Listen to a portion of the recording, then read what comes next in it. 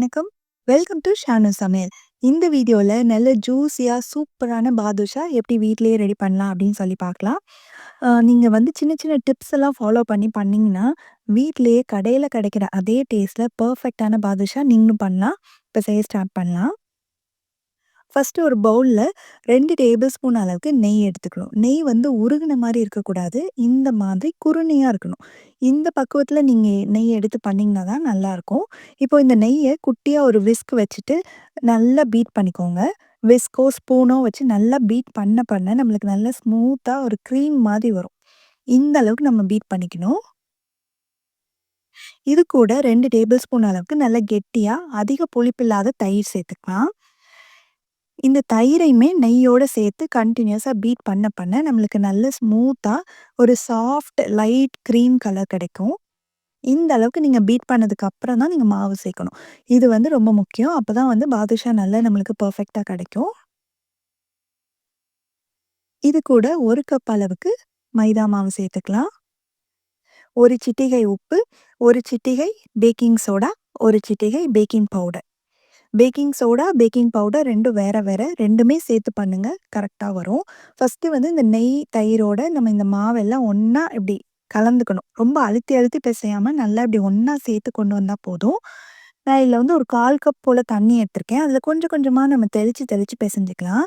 தண்ணிய மொத்தமா ஊத்திராம கொஞ்சம் கொஞ்சமா நம்ம தேவைப்படுற அளவுக்கு தெளிச்சு பெசஞ்சோம்னா தான் கரெக்ட்டா வரும். பெசையும்போது ரொம்ப அழுத்தாம, அந்த மாவெல்லாம் ஒண்ணா சேர்ந்து வர அளவுக்கு அப்படியே சாஃப்ட்டா மெதுவா கொண்டு வந்தீங்கனாலே போதும். ரொம்ப அழுத்தி சப்பாத்தி மாவு மாரி பெசையக்கூடாது. இந்த மாரி நல்லா சாஃப்ட்டா பெசஞ்சு ரெடி பண்ணி வச்சுக்கலாம். நான் எடுத்த தண்ணீல இன்னுமே பாதிக்கு மேல மீதி இருக்கு. இப்ப இந்த மாவ வந்து மூடி வச்சு ஒரு 20 நிமிஷம் அப்படியே இருக்கட்டும். மாவு ஊறிட்டு இருக்க டயத்துல நம்ம ஜீரா பாகு ரெடி பண்ணிடலாம்.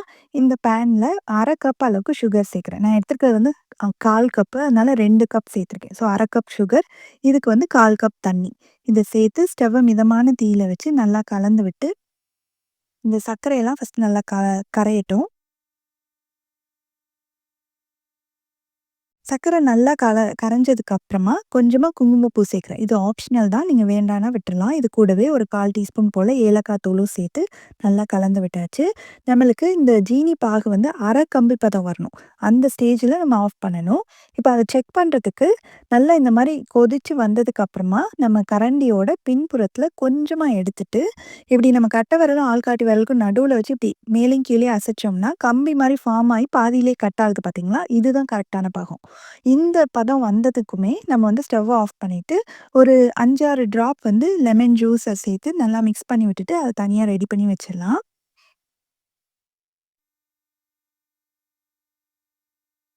நம்ம பெசஞ்சு வச்சிருந்த மாவு ஒரு 20 நிமிஷம் நல்லா ஊறிச்சு.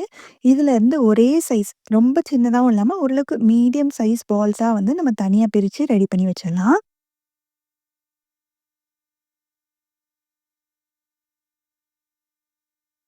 எல்லாமே ஒரே மாதிரி பால்ஸா நீங்க பிரிச்சு, இந்த மாரி ரோல் பண்ணி வச்சுக்கோங்க. எல்லாத்தையுமே பிரிச்சாச்சு. இப்போ பாதுஷாவ எப்படி ஷேப் பண்றதுன்னு பார்க்கலாம். ஒரு பால எடுத்துட்டு, அத மெதுவா கைக்கு நடுவுல வந்து ரொம்ப அழுத்தி தேய்க்காம, கொஞ்சம் மெதுவா தேய்ச்சுட்டு, அத லேசா மட்டும் இப்படி ஃப்ளாட் பண்ணி விட்டுருங்க. நடுவுல வந்து நீங்க லைட்டா இப்படி தம்மு வச்சு கீழ வரைக்கும் கொஞ்சம் நல்லா அழுத்தி விட்டீங்கன்னா தான், நம்ம எண்ணெயில போட்டு ஃப்ரை பண்ணும்போது அந்த ஹோல் வந்து நல்லா தெரியும். ஓரளவுக்கு நல்ல பெரிய ஓட்டையா போட்டு கீழ வரைக்கும் அழுத்தி விடுங்க. நல்லா ரோல் பண்ணிட்டு, லேசா மட்டும் நம்ம ஃப்ளாட்டன் பண்ணிட்டு, நடுவுல ஓரளவுக்கு கொஞ்சம் பெரிய ஹோலா வந்து இந்த மாரி போட்டுக்கலாம். இந்த மாரி போட்டு தனியா ஒரு பிளேட்ல எடுத்து வச்சுக்கலாம். நான் மொத்தம் வந்து 4 இது ரெடி பண்ணி வச்சிருக்கேன். இது ஃப்ரை பண்ணிட்டு இருக்கிற டயத்துல அடுத்தது ரெடி பண்ணிடலாம். அடுத்து வந்து ரொம்ப முக்கியமான ஸ்டெப் வந்து எண்ணெயோட டெம்பரேச்சர். கொஞ்சமா மாவு எடுத்து போட்டு பாருங்க. அது உடனே மேலே எழும்பி வராம, கொஞ்சம் நேரம் ஒரு கேப் விட்டு மேலே எழும்பி வந்ததுன்னா, கரெக்ட்டான டெம்பரேச்சரா இருக்கும். ஸ்டவ்வ வந்து கண்டிப்பா லோ ஹீட்ல வச்சு தான் இத பண்ணணும். அப்பதான் அது கரெக்ட்டா மாவு வந்து உள்ள வரைக்கும் நல்லா வெந்து நம்மளுக்கு சூப்பரா கிடைக்கும். நம்ம ரெடி பண்ணி வச்சிருக்க பாதுஷாவ எல்லாத்தையும் போட்டாச்சு. ஆயில் ஹீட் வந்து ரொம்ப கம்மியா இருக்குன்றது உங்களுக்கு பார்க்கும்போதே தெரியும். ஸோ லோ ஹீட்ல சிம்ல வச்சு தான் நீங்க இத பண்ணணும். அதோட கலர் வந்து மெதுவா கிராஜுவலா லைட்டா டார்க் ஆயிட்டே வரும். அது ரொம்ப முக்கியம். இந்த மாதிரி நம்ம பண்ணும்போது தான் உள்ள வரைக்கும் நல்லா வெந்து நம்மளுக்கு நல்லா சாஃப்ட்டா கிடைக்கும். இப்ப பார்த்தீங்கனாலே தெரியும். லேசா வந்து கலர் கொஞ்சம் கொஞ்சமா வந்து ப்ரவுன் கலர் மாறிட்டே இருக்கு. நல்லா இந்த மாரி திருப்பி திருப்பி விட்டு நம்ம பொறுமையா அத ஃப்ரை பண்ணி எடுக்கணும். அப்பதான் வந்து நம்மளுக்கு பெர்ஃபெக்ட்டா கிடைக்கும்.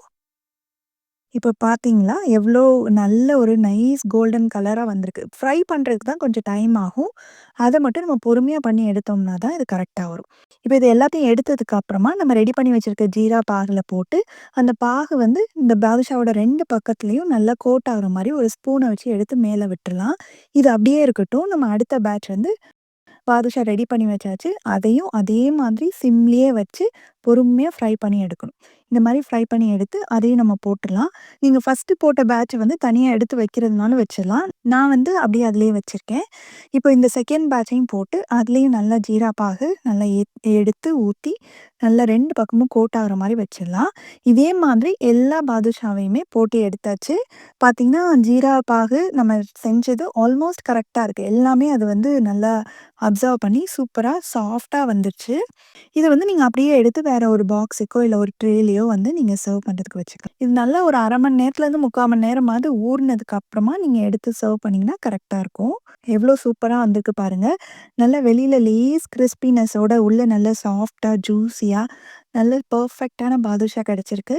நீங்களும் இதே மாதிரி ட்ரை பண்ணி பார்த்தீங்கன்னா, உங்களுக்கும் வீட்ல கரெக்ட்டா வரும். ட்ரை பண்ணி பார்த்தீங்கன்னா, எப்படி வந்தது அப்படின்ற கமெண்ட்ஸ மறக்காம ஷேர் பண்ணுங்க. தேங்க்ஸ் ஃபார் வாட்சிங்.